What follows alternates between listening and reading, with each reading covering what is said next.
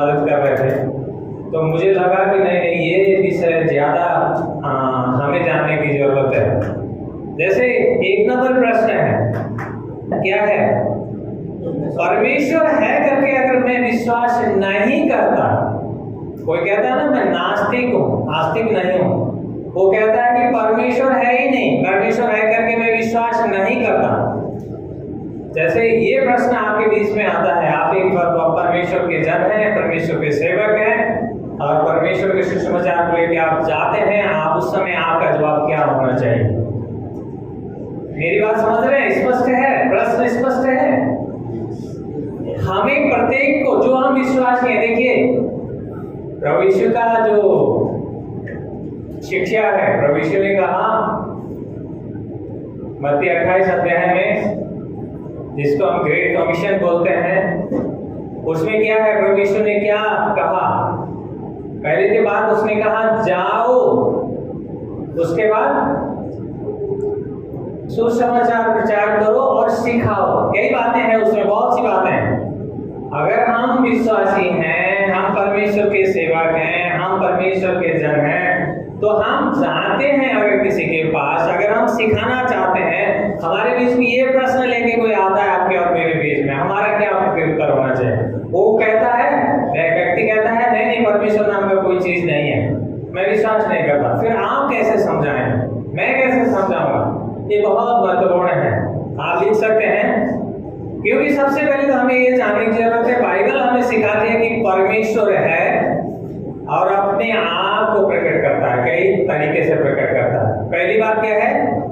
हमें कहना है कि देखिए परमेश्वर, बाइबल में जो हम विश्वास करते हैं, बाइबल के अनुसार परमेश्वर है और वो अपने आप को कई तरीके से प्रकट करता है। कैसे? पहली बात सृष्टि के द्वारा। आप निकालिए रोमियो का 1 अध्याय का 18 से 20 पर। रोमियो, पिछले दिनों में अंकल ने शुरू किया है रोमियो, हमने इस खंड को पढ़ा होगा। रोमियो उसका 1 अध्याय का 18 से लेकर अगर 20 पद में देखें, पौलुस स्पष्ट करता है।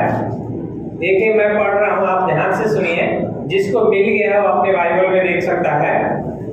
परमेश्वर से संबंधित ज्ञान मनुष्यों पर प्रकट है, क्योंकि परमेश्वर ने उन पर प्रकट किया है। इसलिए परमेश्वर का प्रकोप मनुष्य की समस्त अभक्ति और अधार्मिकता पर, क्योंकि वे सत्य को अधर्म से दबाए रखते हैं। क्योंकि जगत की सृष्टि से ही परमेश्वर के अदृश्य गुण, अनंत सामर्थ्य और परमेश्वरत्व उसकी रचना के द्वारा समझे जाकर स्पष्ट दिखाई देते हैं। इसलिए उनके पास कोई बहाना नहीं है। परमेश्वर, उसी तरह से आप लोग भजन संहिता नोट करें, हम उसमें जाएंगे नहीं, हम समय को थोड़ा ध्यान रखेंगे।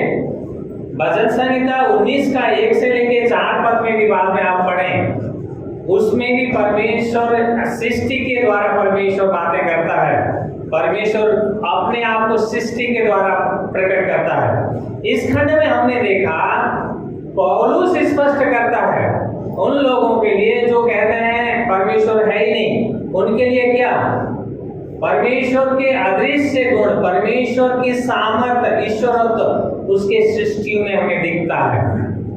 जैसे हम विशाल ब्रह्मांड को देखते हैं, सूरज चांद को देखते हैं, तारे नक्षत्र को देखते हैं, इस पृथ्वी को वैज्ञानिक वैज्ञानिक लोग कहते हैं कि अपने एक्सिस में घूम रहा है। अगर एक फ्रैक्शन ऑफ सेकंड से भी कम में समय में अगर इसके जो घूमने का वो है ऑर्बिट में घूमता है, अगर उसमें कोई रुकावट आ जाए तो क्या होगा?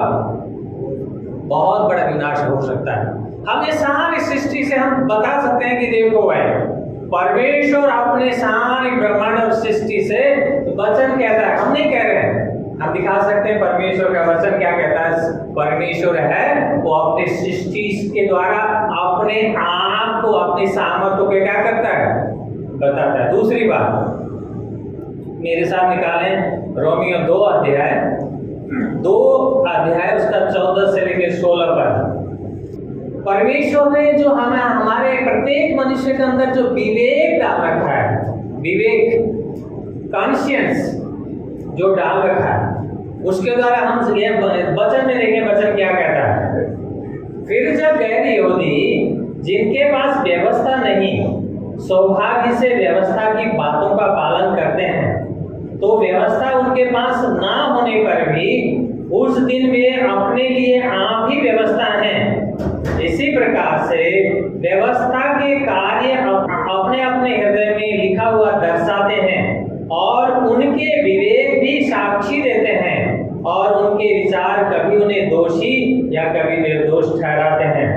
जिस दिन मेरे सुसमाचार के अनुसार यीशु मसीह के द्वारा परमेश्वर मनुष्य की गुप्त बातों का न्याय करेगा। देखिए यहाँ पे पौलुस स्पष्ट करता है, देखिए परमेश्वर जो लोगों के पास सुसमाचार नहीं पहुंचा, जो लोगों के पास व्यवस्था नहीं जाना, वो कैसे ये सही है और ये गलत है कैसे निर्णय करते हैं। उनके अंदर परमेश्वर ने जो विवेक डाल रखा है, कॉन्शियस है, जानते हैं ना ये गलत है और ये सही है, परमेश्वर ने डाल रखा ना हमारे अंदर। इसी कारण से हम उस परमेश्वर के बारे में क्या कर सकते हैं। दूसरी बात, हमारे अंदर जो आपके अंदर जो विवेक है ना, वो किसने दिया, कहां से आया, हम उनको बता सकते हैं। दूसरी बात, तीसरी बात हम बता सकते हैं, इतिहास और परमेश्वर जो हमारे जीवन में जो अनुभव देता है, बहुत सी बातें हैं। प्रेरित का पुस्तक उसका 17 अध्याय का 24 से लेकर अगर 26 पद तक यहाँ एक खंड अगर पढ़ें, देखिए पौलुस क्या यहाँ पे लोगों के बीच में बात कर रहा है। परमेश्वर जिसने जगत और उसमें की सब वस्तुओं को बनाया, वही स्वर्ग और पृथ्वी का प्रभु है। वह हाथ के बनाए हुए मंदिरों में निवास नहीं करता और न ही मनुष्य के हाथों से उसकी सेवा टहल होती है, मानो कि उसे किसी बात की आवश्यकता हो, क्योंकि वह स्वयं सबको जीवन, श्वास और सब कुछ प्रदान करता है। उसने एक ही मूल से मनुष्य की प्रत्येक जाति को बनाया कि संपूर्ण पृथ्वी पर बस जाए, और इसलिए उसने उनका एक निश्चित समय तथा उनके निवास की सीमाएं निर्धारण कर दी। देखिए हम यहाँ पे देख सकते हैं, जैसे परमेश्वर का वचन बाइबल कहता है, बाइबल कहता है क्या, परमेश्वर है, परमेश्वर की अस्तित्व है, परमेश्वर ने सब कुछ रचा है। परमेश्वर कहता है कि पहला आदम पहला व्यक्ति और हव्वा के द्वारा क्या हुआ, इस सृष्टि की परमेश्वर ने रचना की, हम उसी के संतान हैं। इस बात को न सिर्फ परमेश्वर का वचन प्रमाणित करता है, इस बात को प्रमाणित करने के लिए क्या है, इतिहास भी प्रमाणित करता है कि नहीं करता। बहुत से राजा, बहुत से लोगों का इतिहास में भी दर्ज है। वो इतिहासकार जो मसीह को मानने वाले इतिहासकार नहीं है, दूसरे लोग, वो सारे इतिहासों में दर्ज है। इसलिए हम जानते हैं कि ये क्या है, परमेश्वर अपने सारे विषय को, अपनी उपस्थिति को विभिन्न रीति से हमारे बीच में रखता है। आप बेशक मानो या ना मानो, परमेश्वर है करके आप मानो या ना मानो, लेकिन ये सत्य है कि परमेश्वर है और वो अपना कार्य आज भी करता है। एक बात पढ़ें, पहला इतिहास उसका 28 का 9 पर, उस व्यक्ति को हम कह सकते हैं परमेश्वर है, वो अपनी उपस्थिति को विभिन्न प्रकार से दिखाता है, हमारे बीच में रखता है। अगर आप चाहें, ढूंढना चाहें तो आप ढूंढ सकते हैं, तो आपको जरूर मिलेगा। 28 का पहला इतिहास 28 का 9 पद, कोई भाई पढ़े जोर से। और हे मेरे पुत्र सुलेमान, तू अपने पिता के परमेश्वर को जान और संपूर्ण हृदय एवं इच्छुक मन से उसकी सेवा कर, क्योंकि वह प्रत्येक हृदय को जांचता एवं विचारों को, प्रत्येक उद्देश्य को समझता है। यदि तू उसे ढूंढे तो वह तुझे मिलेगा, परंतु यदि तू उसे त्याग दे तो वह सदा के लिए तुझे त्याग देगा। हाँ, दाऊद यहाँ पे प्रार्थना कर रहा है, अपने पुत्र सुलेमान को संबोधित करके सिखा रहा है। वो क्या कह रहा है, अगर हम उसे ढूंढे, यत्न से ढूंढे तो क्या होगा, वो मिलेगा।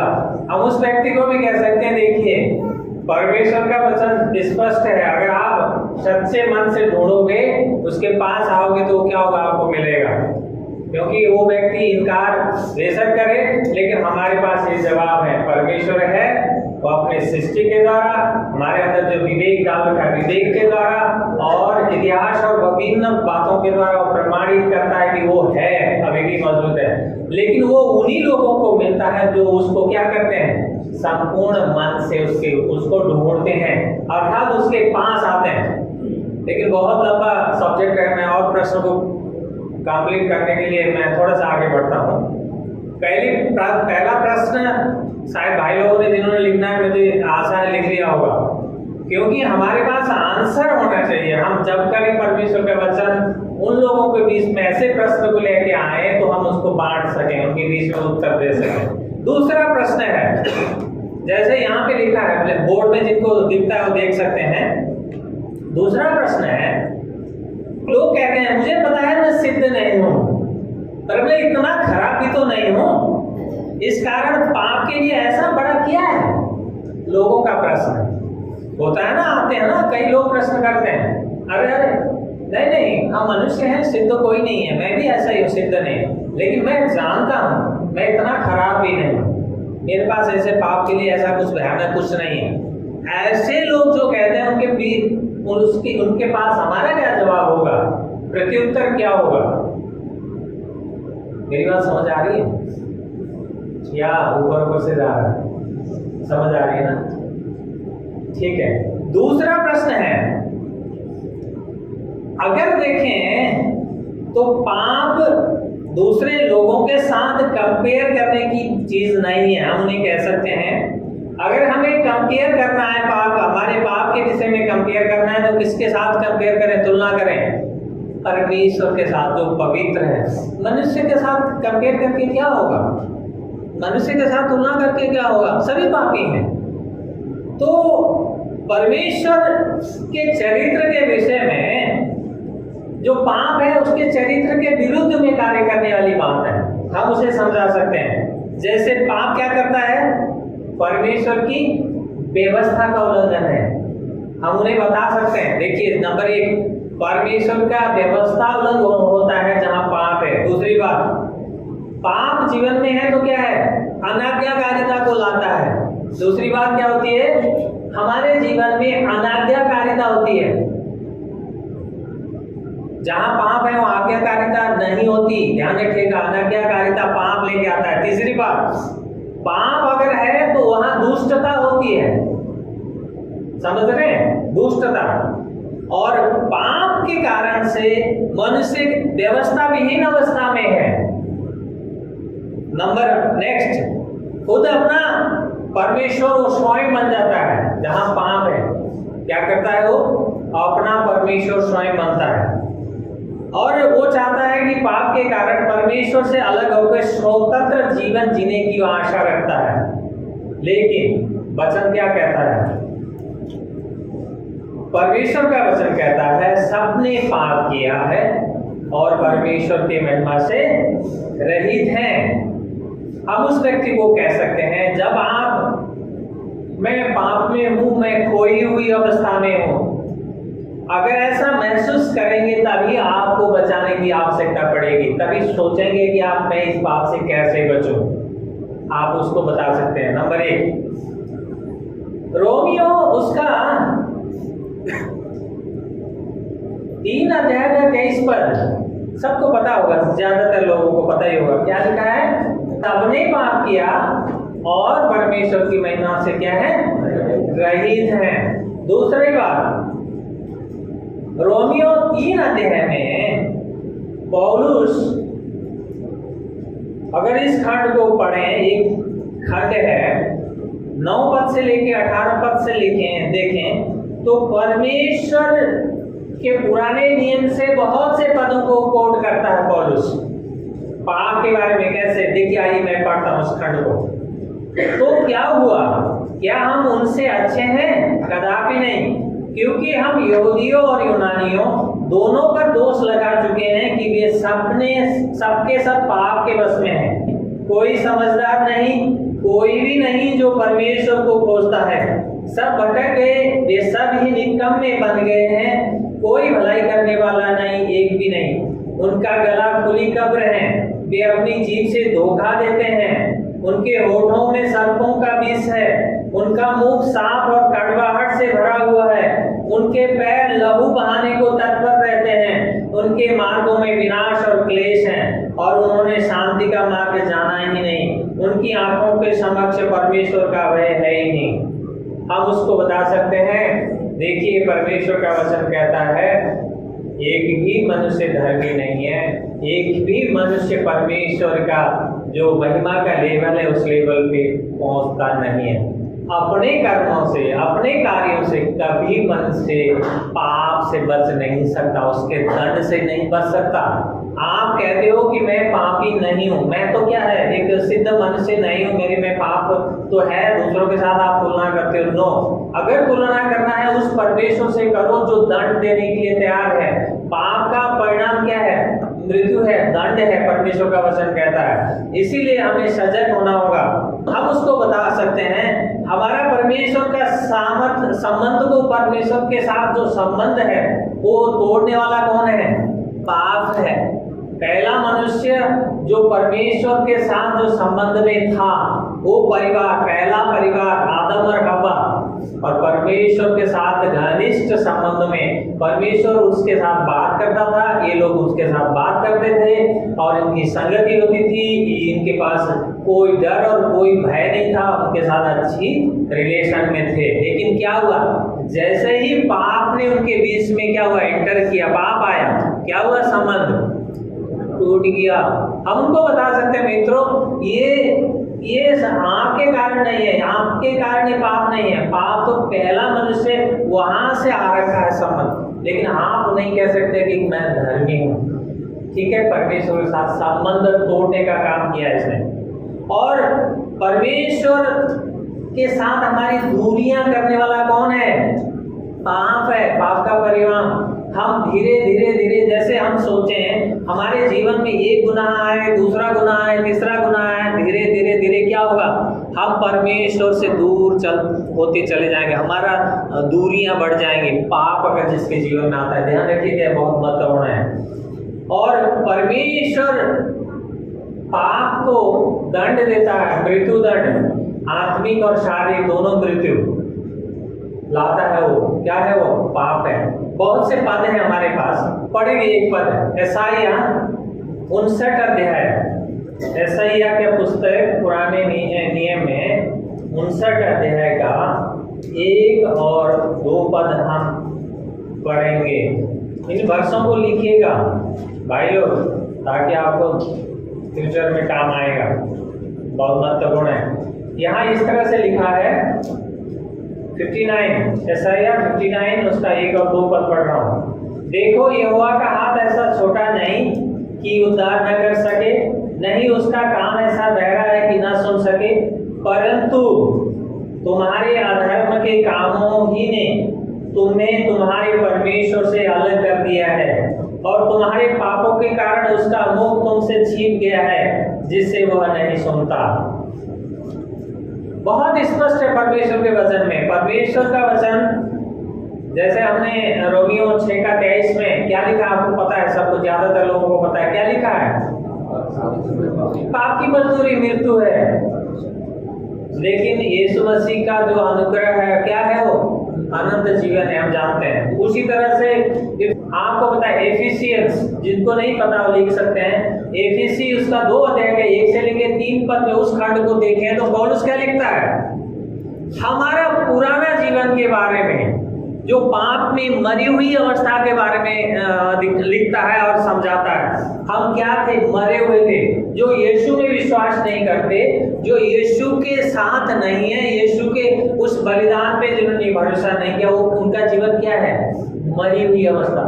परमेश्वर उस मरी हुई अवस्था से हमें छुड़ाता है, लेकिन पाप क्या करता है? हमें उस अवस्था में ले जाता है जहाँ मृत्यु की अवस्था। क्योंकि ये बहुत महत्वपूर्ण है, देखिए ध्यान रखिए, क्योंकि कई लोग ऐसे कंपेयर करते हैं, तुलना करते हैं, तो हमारा जवाब स्पष्ट होना चाहिए। परमेश्वर के वचन से हमें जवाब देना आना चाहिए। हम दिखा सकें कि देखो वचन ये कहता है, देखो वचन में ये लिखा है, क्योंकि पाप का मजदूरी क्या हुआ है? मृत्यु है, कोई नहीं बचा सकता। अगर आप ऐसे ही मरोगे एक दिन नरक जाओगे, हम सिखा सकते हैं उनको। और हमारे पास तीसरा प्रश्न है, तीसरा प्रश्न, जैसे कुछ लोग कहते हैं मैं जानता हूं कि ईश्वर मेरे भले काम से बुरे काम की तुलना करेगा और मैं जानता हूं कि उस दिन मैं ठीक पाया जाऊंगा। क्या कहते हैं लोग? नहीं नहीं, मेरे अच्छे काम और भले काम उस तराजू में तौले जाएंगे और मेरे भले काम का पलड़ा भारी होगा, क्योंकि मैं उस दिन अच्छा पाया जाऊंगा। ये बुरे काम का पलड़ा क्या होगा? हल्का होगा, कुछ लोग कहते हैं। लेकिन परमेश्वर का वचन क्या कहता है?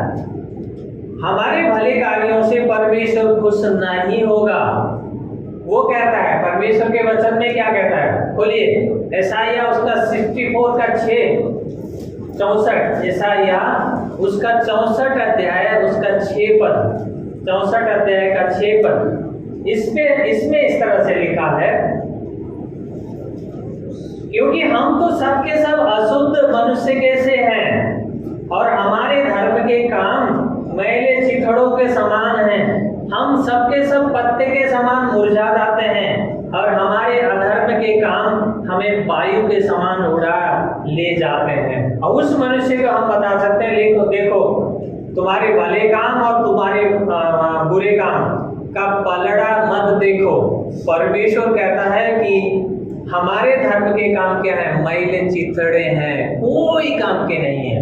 हम जितना भी मेहनत करें, जितना धर्म कर्म के काम करें, जितने हम भले काम करें, जितने हम भंडारा लगाएं, जितना हम भोज खिलाएं, जितना हम गरीबों में बांटें, हमारे सब काम व्यर्थ हैं, जीरो है, शून्य है। हम उनको सिखा सकते हैं वचन से। देखो परमेश्वर का वचन बाइबल कहता है, हमारे काम, सारे अच्छे काम जो हमारी नजरों में अच्छे हैं, वो परमेश्वर के नजरों में क्या है? शून्य है, जीरो है, कुछ भी नहीं है। इसीलिए आपको ये जानने की जरूरत है।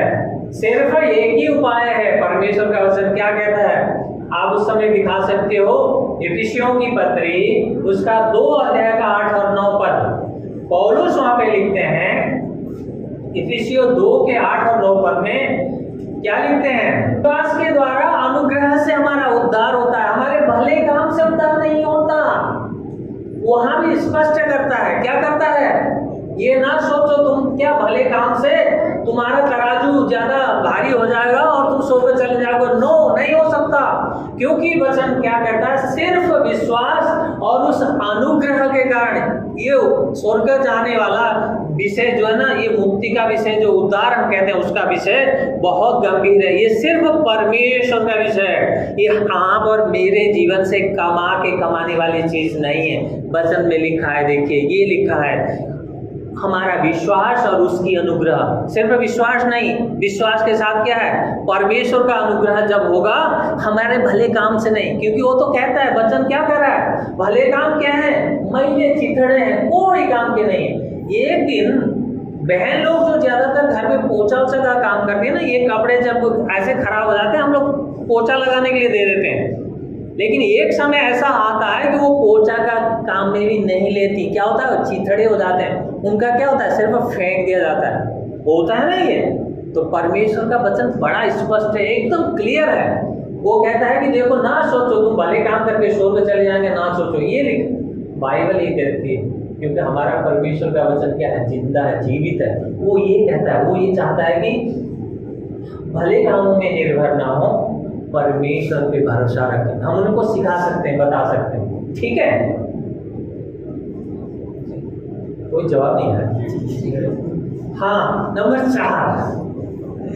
मेरे पास बहुत से प्रश्न है, 15 प्रश्न है, लेकिन प्रभु करें, हम कंटिन्यू देखते हैं, प्रभु जैसे सहायता करेंगे, हम अगले समय में पूरे करने की कोशिश करें। 15 प्रश्न हैं जो व्यवहारिक हैं, जो आपके और हमारे बीच में अक्सर उठते आते हैं, लोग करते हैं। ये प्रश्न हमारे पास हैं, 15 प्रश्न। हम इनको धीरे धीरे स्टडी करेंगे, ठीक है? चौथा प्रश्न है। चौथे प्रश्न में यहाँ पे लिखा है, जिनको दिख रहा है आप देखें, इधर भाई लोगों के लिए मैं पढ़ रहा हूँ। संसार में बहुत से धर्म हैं जो स्वर्ग जाने के लिए अलग अलग रास्ते नहीं है क्या? कई लोग कहते हैं, अरे स्वर्ग जाने के रास्ते बहुत है, लेकिन जाना जगह तो एक ही है, हम सब वहीं पहुंचेंगे। क्या तुम सुनाते हो? ऐसे कहते हैं ना लोग, कहते हैं कि नहीं कहते? लोग कहते हैं कि बहुत से धर्म हैं स्वर्ग जाने के लिए, रास्ते बेशक अलग हो, लेकिन हमारा डेस्टिनेशन एक ही है, स्वर्ग ही जाना है, कहते हैं लोग। लेकिन उस समय हमारा उत्तर क्या है? हमारा उत्तर क्या सटीक होना चाहिए, ध्यान रखिए। हम बता सकते हैं सांसारिक सब धर्म मनुष्य द्वारा निर्मित हैं। बाइबल कहती है कि सिर्फ यीशु द्वारा ही हम परमेश्वर के साथ सच्चा संबंध बना सकते हैं, जो हमें स्वर्ग ले जा सकता है।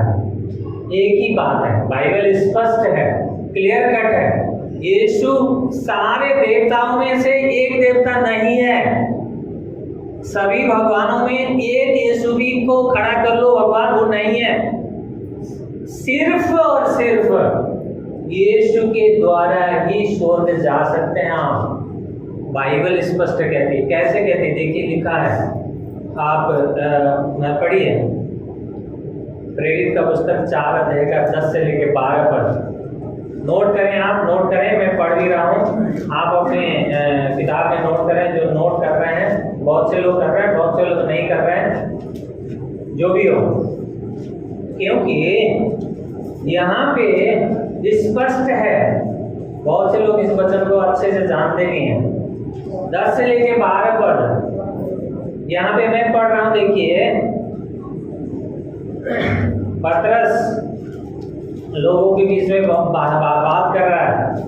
तो तुम सबको और समस्त इस्राएल के लोगों को मालूम हो जाए कि यीशु नासरी के नाम से, जिसे तुमने क्रूस पर चढ़ाया और जिसे परमेश्वर ने मृतकों में से जिला उठाया, इसी नाम से ये मनुष्य तुम्हारे सामने भला चंगा खड़ा है।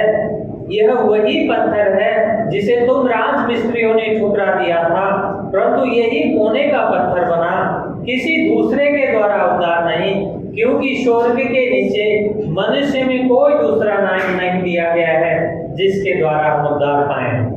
हमको कह सकते हैं, देखिए परमेश्वर का वचन बाइबल स्पष्ट करता है, क्योंकि हम उस परमेश्वर की आराधना करते हैं जो कब्र में नहीं है, जो मरे हुओं के बीच आज नहीं है। जरूर लोगों ने उसको मारा, उस पे कब्र में डाला, और उन्होंने ये बात प्रमाणित करने के लिए कि वो कब्र में है, बाहर क्या किया उन्होंने? सैनिकों का पहरा लगाया, ताकि कल ये ना कहें कि चेले उसको लाश को चुरा के ले जाएं और वो कहें कि हाँ वो ये पुनर्जीवित हो गया है। इसी डर से उन्होंने क्या किया? पहरा लगाया, लेकिन वो पहरा, वो कब्र उसको रोक नहीं सका। क्यों? क्योंकि यीशु मसीह क्या है? वो परमेश्वर है, वो मृत्युंजय है। मृत्यु के ऊपर उसी एक का ही अधिकार है, उसके अलावा दूसरा कोई अधिकारी नहीं है। कोई भी संसार में बड़े बड़े नाम, बड़े बड़े महापुरुष आए और मर के कब्र में हैं, आज भी कब्र में ही है। वो पुनरुत्थित कोई नहीं हुआ यीशु को छोड़ के। इसीलिए परमेश्वर का वचन बाइबल स्पष्ट रूप से कहता है, उद्धार सिर्फ यीशु के द्वारा है और कोई दूसरा नाम ही नहीं है। हम उन्हें बता सकते हैं। ठीक है, बस बहुत है, आप लोग नोट कर लीजिए। कोलोसियंस 2 का 20 और 20 से लेकर 23 पद तक आप देख सकते हैं। उसी तरह पहला तीमोथी 2 अध्याय का 3 से लेकर 6 पद तक भी देख सकते हैं। लेकिन हम पदों को खोलेंगे नहीं, हम समय को थोड़ा ध्यान रखते हुए हम आगे बढ़ेंगे। इन पदों को पढ़ें और स्पष्ट होगा, और स्पष्ट होगा। मैं नेक्स्ट प्रश्न में आता हूं, प्रश्न नंबर 5। 5वां प्रश्न है, कई लोग कहते हैं मसीह विश्वास आश्चर्य कर्मों पर आधारित है, जैसे कन्या द्वारा जन्म, यीशु का शारीरिक पुनरुत्थान आदि। आज के आधुनिक मनुष्य के लिए ग्रहण करना तर्क योग्य नहीं है। लोगों का प्रश्न ऐसे उठता है, लोग कहते हैं नहीं, आज के इस वैज्ञानिक युग में ये कोई तर्क युक्त नहीं है, ये संभव नहीं है। आप तो आश्चर्य कर्मों की बात करते रहते हो। कई लोगों का ऐसे प्रश्न आता है, तो हमारा उत्तर क्या है? हम उनको कह सकते हैं, देखो यीशु मसीह आपको आश्चर्य कर्मों के ऊपर विश्वास करने के लिए नहीं कहता, मगर उस परमेश्वर के ऊपर विश्वास करने के लिए कहता है जो आश्चर्य कर्म करने के योग्य है। एक बात समझ रहे हैं? हमें आश्चर्य कर्मों के ऊपर बहुत विश्वास नहीं करना है। लेकिन उस परमेश्वर पे विश्वास करना है जो आश्चर्य कर्म करने के योग्य है, कर रहा है। कैसे? जैसे प्रेरितों के काम 2 अध्याय का 22 से लेकर 24 पद तक अगर देखें, यहाँ पे पतरस द्वारा दिया गया एक सरमन है, भाषण है, 22 से लेकर 24 पद। यहाँ पे क्या कर रहा है? यीशु मसीह की सुसमाचार को प्रचार करता है पतरस। देखिए मैं पढ़ रहा हूं। ये इस्राएलियों, इन बातों को सुनो। यीशु नासरी एक ऐसा मनुष्य था जिसको परमेश्वर ने सामर्थ्य के कार्य, आश्चर्य कर्म और चिन्हों से जो उसने उसके द्वारा तुम्हारे समक्ष किए तुम पर प्रकट किया, जैसा कि तुम स्वयं जानते हो। इसी मनुष्य को जो परमेश्वर की पूर्व निश्चित योजना और पूर्व ज्ञान के अनुसार पकड़वाया गया था, तुमने विधर्मियों के हाथों क्रूस पर किलों से ठुकवाकर मार डाला, परंतु परमेश्वर ने मृत्यु की पीड़ा को मिटाकर उसे पुनः जीवित कर दिया, क्योंकि मृत्यु के बस में रहना उसके लिए असंभव था। देखिए यहाँ पे उस परमेश्वर के कार्यों के बारे में सुसमाचार का प्रचार कर रहा है पतरस। हम यहाँ पे उनको बता सकते हैं क्योंकि परमेश्वर महान है। अगर वो कब्र में आश्चर्य कर्म करते हुए, मृतकों को जीवित करते हुए, अंधों को आंखें देते हुए, बहुत से आश्चर्य कर्म उन्होंने किए, करते हुए अगर मारे जाने के बाद, गाड़े जाने के बाद अगर कब्र से नहीं आते, पुनरुत्थित नहीं होते और तीसरे दिन वो पुनर्जीवित नहीं होते, तो सब कुछ व्यर्थ हो जाता। लेकिन परमेश्वर ने क्या किया? परमेश्वर यीशु मसीह मृत्युंजय होने के कारण उन्होंने क्या किया? दिखाया। जैसे उन्होंने कहा था ठीक वैसे ही तीसरे दिन वो जीवित हो गए। इसीलिए हम उनको कह सकते हैं। उसी तरह एक और पद पढ़ेंगे, यूहन्ना रचित सुसमाचार 20 अध्याय 30 और 31 पद। स्पष्ट है, यूहन्ना लिखता है यहाँ पे, उसने इतने आश्चर्य कर्म किए, इतने काम किए हैं कि उनके एक किताबों में नहीं लिखे गए हैं। अगर लिखते तो क्या होता? बहुत बड़ा हो सकता था।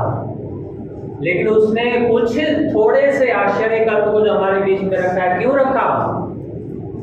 क्यों रखा? ताकि हम क्या करें? विश्वास करें उस पे, उसका पुनरुत्थान पे।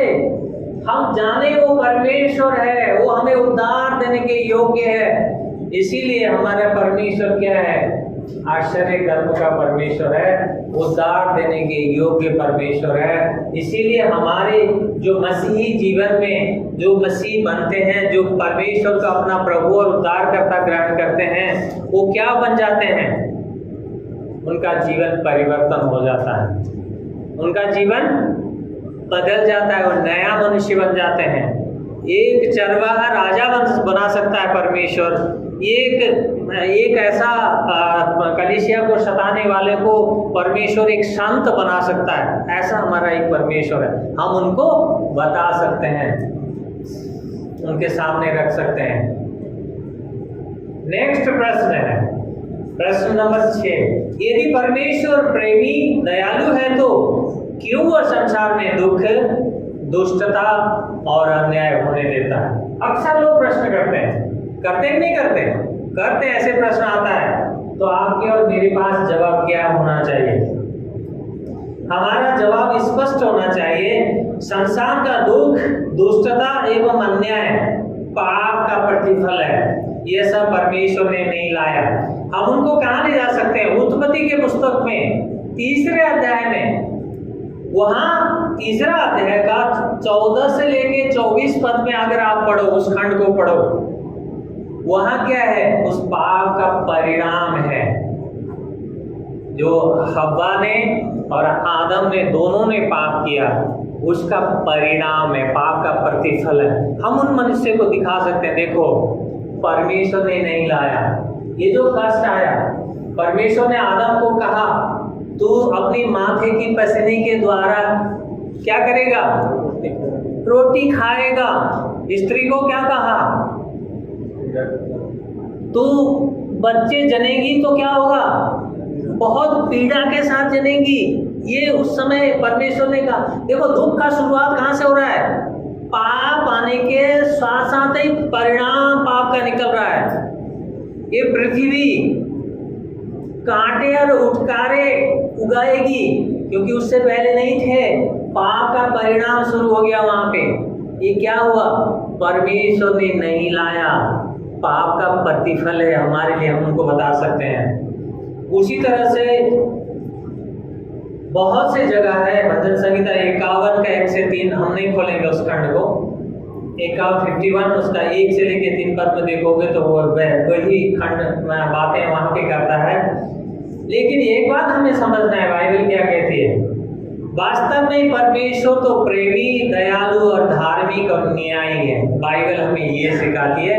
और एक यदि वो वास्तव में है, कैसे? आप निकालिए यिर्मयाह की पुस्तक, उसका 9 अध्याय का 23 और 24 पद। क्योंकि वचन स्पष्ट कहता है परमेश्वर क्या है? वास्तव में न्यायी है, धर्मी है और करुणा रखने वाला परमेश्वर है।